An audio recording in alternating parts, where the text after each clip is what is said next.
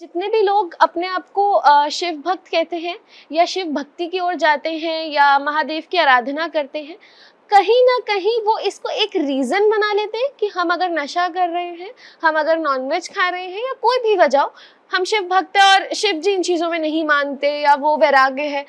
तो इस बात में कितनी सच्चाई है? क्या हर बार शिव जी का किसी तामसिक एलिमेंट से जोड़ना ज़रूरी है या क्या शिव जी हर तामसिक एलिमेंट से जुड़े हुए हैं? तामसिक एलिमेंट से तो फिर तो हमारे विष्णु जी भी जुड़े हुए हैं। अगर आप इस तरीके से देखेंगे तो वो तो उससे भी जुड़े हुए हैं। लेकिन बात ये है कि आप किसी भी ईश को अपना आराध्य जब मान रहे हैं तो आप उनकी अगर सारी चीज़ें ग्रहण करने की बात करें कि वो नशा करते हैं, वो भांग लेते हैं, वो धतूरा लेते हैं, वो सारी चीज़ें वो करते हैं, तो आप उनके ही लेवल की मेडिटेशन भी करिए। जितनी ध्यान साधना वो करते हैं, आप उनके ही लेवल का उतना ज्ञान अपने अंदर अर्जित करिए जितना उनके अंदर है। वो कभी भी किसी भी तरह के नशे को ग्रहण करने के बाद माँ पार्वती जी को पीटते नहीं हैं। ठीक है, उन्होंने अपने से ज़्यादा हमेशा इज्जत दी है किसको? माँ पार्वती जी को, माँ गौरा को। उन्होंने अपनी संपूर्ण शक्तियां माँ गौरा को प्रदान कर दी हैं और वो ये मानते हैं कि मैं शक्ति बिन अधूरा हूं। ये जितने शिव भक्त हैं, ये अगर आज आप इनको ये कह दीजिए कि ये अपनी शक्ति स्त्रियों को दे दे, उनसे कहें कि भैया तुम काम करो, मैं घर में बैठ के मेडिटेशन करूंगा, इज इट पॉसिबल?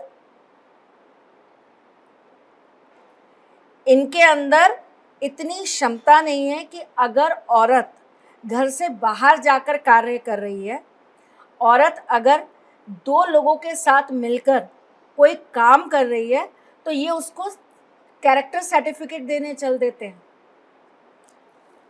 है ना। और अब बात ये हो जाएगी कि मैम चूंकि दो लड़कियां बैठी हैं इसलिए मैम ये बात कह रही हैं। नहीं, मैम ये बात सरेआम कहती है और मैम को इस बात को कहने से किसी से कोई डर नहीं लगता।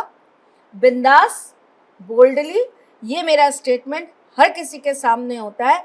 अगर कैरेक्टर की बात करी जा रही है ना साहब, तो वैश्यालों में लड़कियां नहीं लड़के होते। कैरेक्टर की बात आप औरत से जोड़ो ही मत। औरत इतनी अभद्र नहीं है कि वो जा जाके वैश्यालों में अपने तन की आग बुझा रही हैं। ये काम, ये कैरेक्टर लड़कों के ही हिस्से में है अभी भी, इसलिए वो अपनी जबान से कैरेक्टर की बात ही ना करें। ठीक है ना। तो आप जिस चीज को ग्रहण कर रहे हो, चाहे वो नशा है, चाहे वो आप ये कह रहे हो कि हम तो शिव के भक्त हैं इसलिए हम ये करेंगे, हम शिव के भक्त हैं हम वो करेंगे, तो शिव जी की सारी अच्छाइयों को पहले ग्रहण करिए, उसके बाद उन्हें एक तामसिक देव की तरह लीजिए और फिर उनकी चीजों को आप ग्रहण करने की बात करिए। उन्होंने हर बुराई को गले लगाया है, उन्होंने हर बुरी चीज को भी अपनाया है। उन्होंने तो मरने के उपरांत जो भस्म होती है ना शरीर की, उस तक को खुद में रमाया है।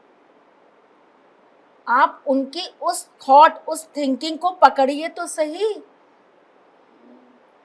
आप भोलेनाथ की उस एक बड़ी विशेषता को अपने जीवन में अपनाइए तो सही। आप चार लोगों को गले नहीं लगा सकते, उन्होंने तो राक्षसों को भी गले लगाया है, उन्होंने तो दैत्यों को भी अपना शिष्य बनाया है। आपको अगर मैं एक नॉर्मली किसी भी व्यक्ति को अगर मैं ये कहूँ कि मैं आपको एक अथॉरिटी दे रही हूँ कि आपके सामने ये 20 लोग हैं, इनमें से चुन लीजिए जिनको भी आप चुनना चाहेंगे, वो सर्वश्रेष्ठ को चुनेंगे, कमजोर को नहीं चुनेंगे।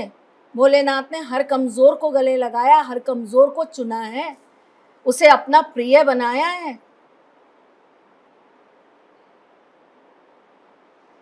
आप बता दीजिए मुझे कोई चीज ऐसी हो जो उनके पास बहुत ताकतवर उन्हें मिली हो, उनसे ताकत मिल गई हो उस चीज को, वो बात अलग है, क्योंकि वो तो असीम ताकतों के मालिक है।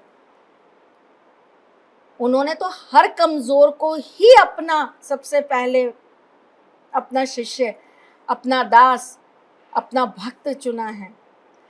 तो उनकी बहुत गुण विशेषता है। इस टिप्पणी को कोई ना ही करे ना तो बहुत अच्छी चीज है।